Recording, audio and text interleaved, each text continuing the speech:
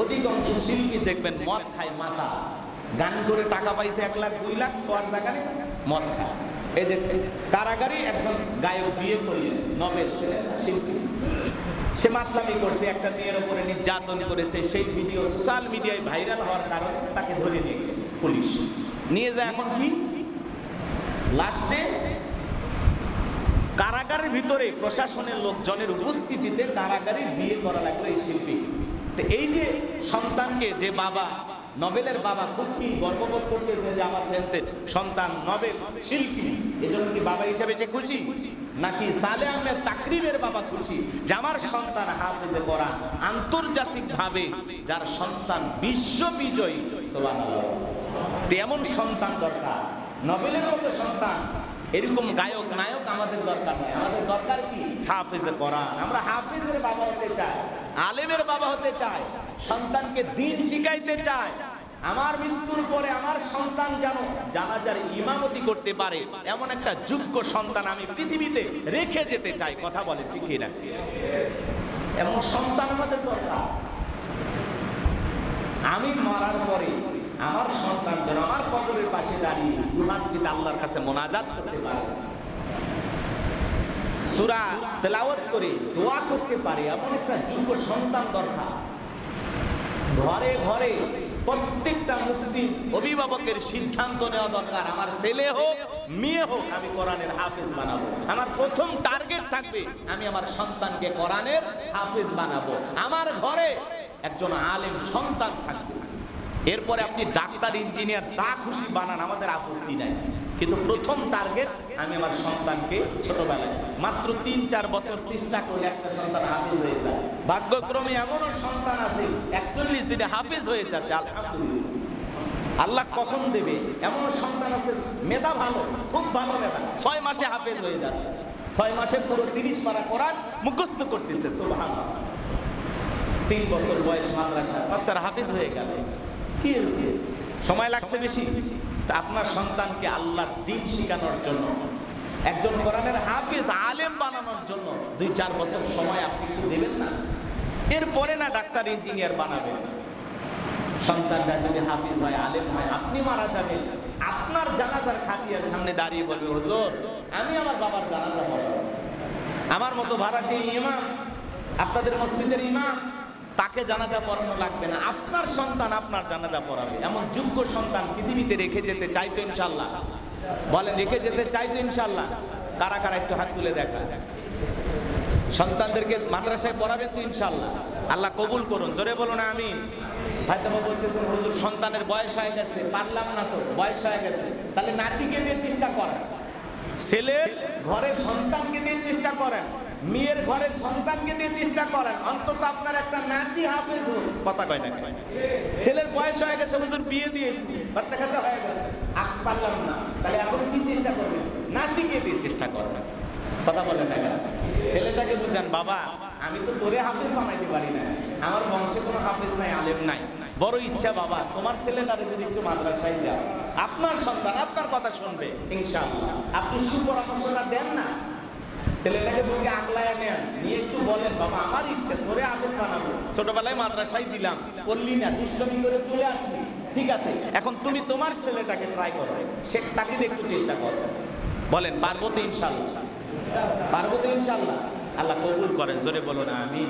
হয়তো এই কথায় অনেকে কষ্ট পাচ্ছেন যে হুজুর মাদ্রাসায় পড়াবো কি না, কি করবো না করবো, এগুলো আপনার চিন্তা না, এগুলো আমাদের উপরে ছেড়ে দেন না। ভাই আমি আমার জায়গা থেকে বলতেছি, ইমাম হিসাবে আমার দায়িত্ব আপনাদেরকে দ্বীন বোঝানো, দ্বীনের প্রতি উৎসাহ অনুপ্রেরণা দেওয়ার জন্য আমি কথাগুলো বলতেছি।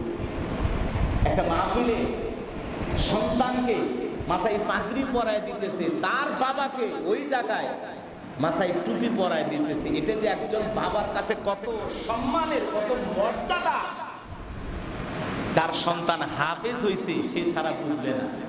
এই জন্য সন্তানকে গায়ক বানাবো না, নায়ক বানাবো না, শিল্পী বানাবো না, নাচের স্কুলে ভর্তি করে দেব না, গানের স্কুলে ভর্তি করে দেব না, হারমোনিয়াম গিটার কিনে দেব না।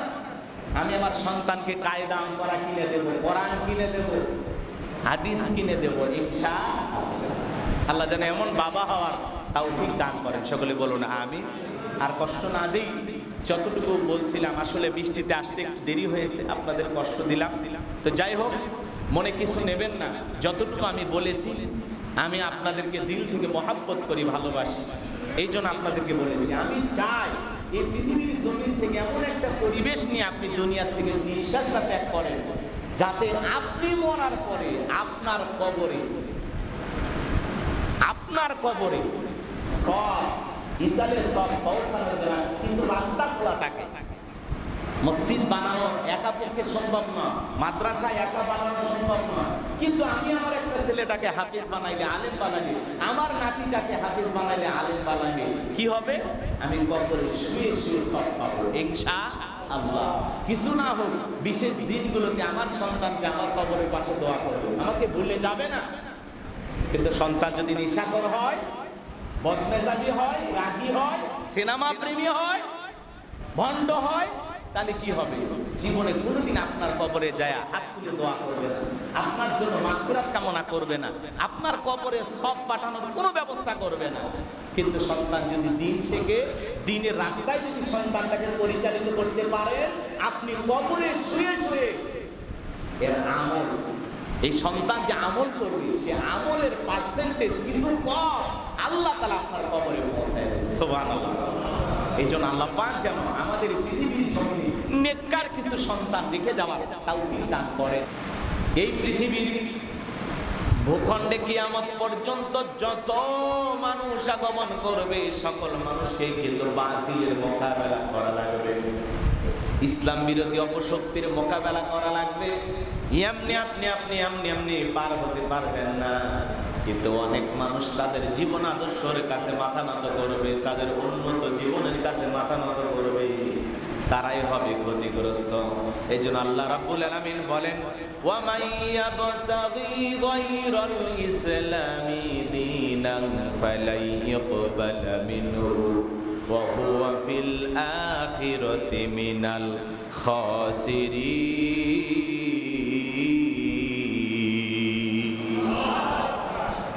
আল্লাহ রাব্বুল আলামিন জানিয়ে দিলেন, যারা আল্লাহর জীবন ব্যবস্থাকে বাদ দিয়া, আল্লাহর পাঠানো দ্বীনকে বাদ দিয়া মানুষের তৈরি করা তন্ত্র মন্ত্র জীবন আদর্শের কাছে মাথা নত করবে, সেটাকে যারা জীবন আদর্শ হিসেবে বেছে নেবে, কঠিন কিয়ামতের ময়দানে তাদের নামাজ, রোজা, হজ, যাকাত কোনো কিছু কাজে আসবে না।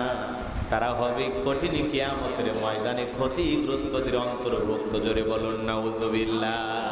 তাহলে মুসলমান মাথা নত করার জাতি না, মুসলমান হলো বীরের জাতি, মাথা উঁচু করে বেঁচে থাকার জাতি। কথা বলেন ঠিক কিনা?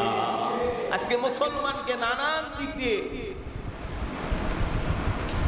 মুসলমানদের প্রতিরোধ করার চেষ্টা করা হচ্ছে। পৃথিবীর ভূখণ্ড থেকে ইসলাম আর মুসলমানকে বিদায় করে দেওয়ার নানামুখী ষড়যন্ত্র চলমান।